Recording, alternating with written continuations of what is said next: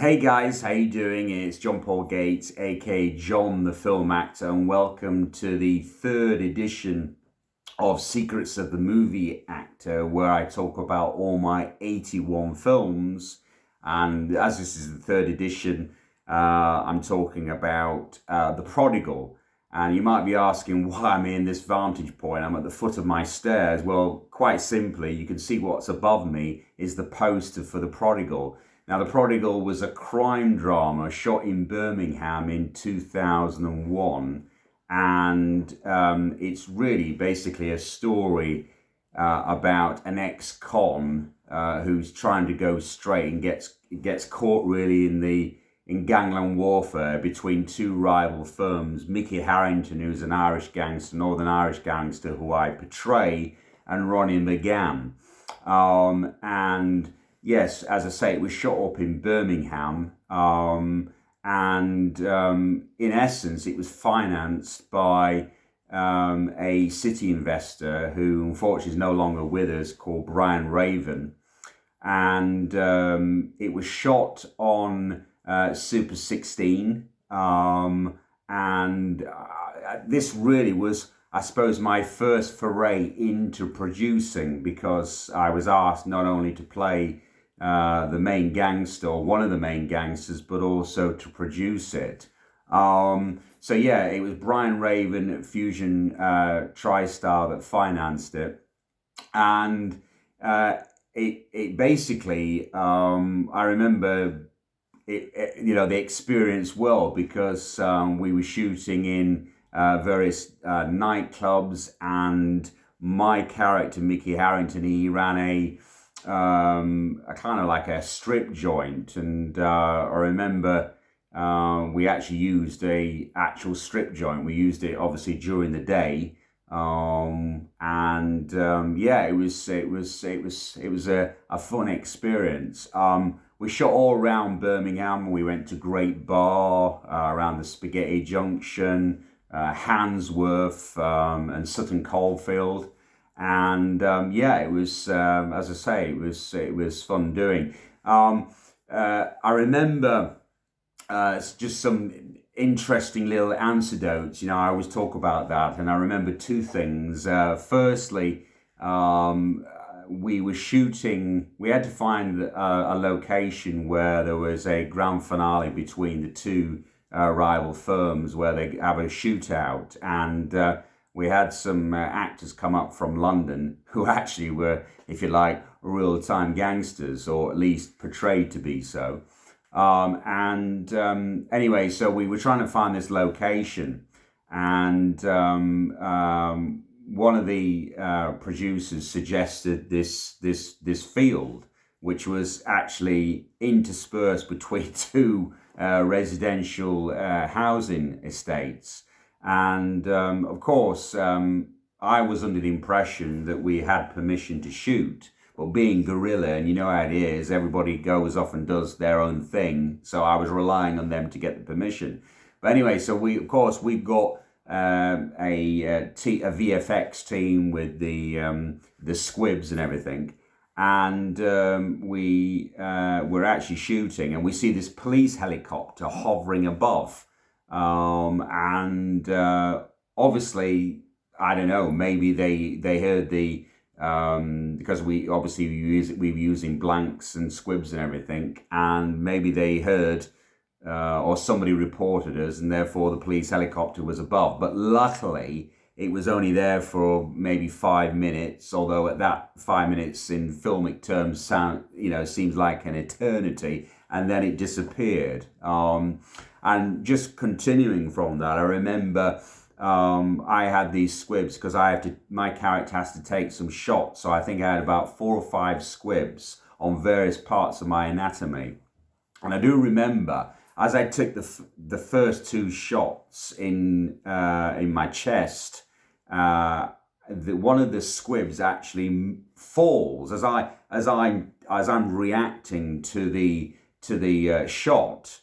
One of the squibs falls and gets into my nether regions, and it explodes just above my my pelvis, and I do remember on the rushes, seeing the rushes, and my reaction. Obviously, that didn't end up in the final cut, but yeah, no, that was kind of interesting, you know. So and yeah, and also, you know, I think I do remember that because we had to superimpose the gunshots, obviously in post, that was a logistical nightmare. Particularly with shooting on film, it was really difficult, and to get it to be done cheaply was also extremely difficult. As I say, the film was shot in 2001 in Birmingham, or locations around Birmingham. We had a very small crew, a Birmingham director who ended up using crew from obviously the local area. The cast obviously was myself, a young model who was also a fireman called Kevin Quinn, and a Croatian actress, who's actually gone on and was a regular for a few years in the series Casualty. We also had a Scottish actor who played my nemesis, as it were, who's done a lot of short films and has, you know, garnered a reputation in the Scottish film industry. Um, and the film was posted very quickly, and it ended up being sold by Liberty International, by a chap called Irv Hollander, who was subsequently moved into a company called Multicom, and they did good business on it. It's not available really on any platforms now because it's such an old film. It's, you know, it's a film that was made, you know, 20 years ago, or almost 20 years ago, 18 years ago, 19 years ago, I should say, rather. But as I say, it brings back fond memories. Just as I say, those the difficulties of shooting a crime thriller and getting the permissions and the permits. And I also remember we actually had to do some B-roll, and we shot down the main thoroughfare where all the bars and nightclubs are in Birmingham, a place called Broad Street. And as we're driving down, and of course the cameraman is just perched and is panning through the window, through the car window. There was a lot of locals, and indeed bouncers that were not happy, and I think most of that footage was actually deemed unusable because they were reacting not naturally. So yeah, that's always bad when something like that happens. And yeah, I mean, in terms of why it was made, I think, you know, the investor, the late Brian Raven, although he was a stockbroker, had no affinity towards the underworld, or at least I didn't think he did. I think he just saw an opportunity, that these type of films, you know, were really being successful. So as a result, he decided to finance it, and based on the fact that I was garnering at that, you know, a little bit of a reputation because I had Hawk and the Dove, that I was just coming back on the backburner of Hawk and the Dove, which obviously became a cult classic. That's probably why he invested in me, as it were, to make it. So yeah, it was an interesting experience, and one thing that I shan't forget. And you know, I'm still in contact and good friends with the lead actor, as I say, who's a model and a fireman. You can see him behind us, with the black tuxedo and, of course, the white neck shirt and tie.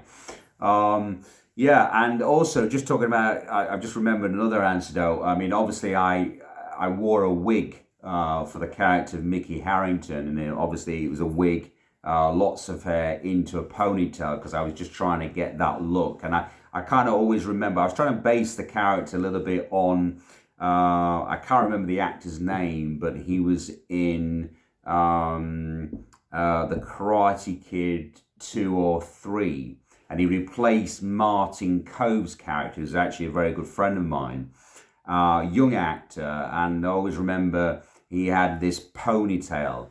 And that was the thing I was trying to go for at the time. And also, ponytails were really big in the 90s and the early noughties. And my other half, she very kindly got me this headpiece. I mean, it was a really expensive headpiece, and I remember there was it had to be attached to my original hair, so I was having clips and various pieces put through my hair. And we did this particular sequence which was quite funny actually, where I think Mickey Harrington is not so much in love, but has a relationship with a local lady who owns flats, and he goes around there, and he falls over for whatever reason. I can't remember the full story, and she decided, the actress, as opposed to picking him up or at least aiding him as he gets up, she grabs his hair, and as she grabs his hair, his wig comes off. So of course all the crew and actors were in stitches, and it was interesting. And then I remember the director was so bemused with the occurrence that he decided to keep the camera running as the dutiful makeup and hair artists attended to